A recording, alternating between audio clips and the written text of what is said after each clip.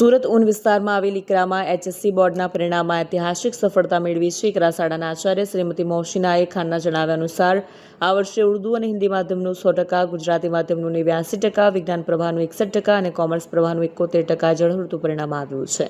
આ સફળતાની સૌથી મોટી ઉપલબ્ધિ કુમારી શેખ તઝમીન મોજાવેદને મળી છે. તઝમીન બે આંકડાશાસ્ત્ર વિષયમાં 100માંથી 100 માર્ક્સ મેળવી 99.41% સાથે હિન્દી માધ્યમમાં પ્રથમ ક્રમ હાંસલ કર્યો છે અને ગુજરાત રાજ્યમાં શાળાનું નામ રોશન કર્યું છે. વિજ્ઞાન પ્રવાહમાં તમન્ના યુસુફ પટેલે 99.29% સાથે પ્રથમ મેળવ્યો છે. ગુજરાતી માધ્યમમાં સામિયા બાનુ મહેબૂબ ખાન પઠાણ 86.63% સાથે પ્રથમ ક્રમે રહ્યા છે.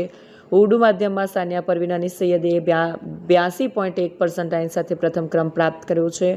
કોમર્સ પ્રવાહમાં સફિયા ખાતુન આઈ ચૌધરી 96.22% સાથે પ્રથમ ક્રમે આવ્યા છે.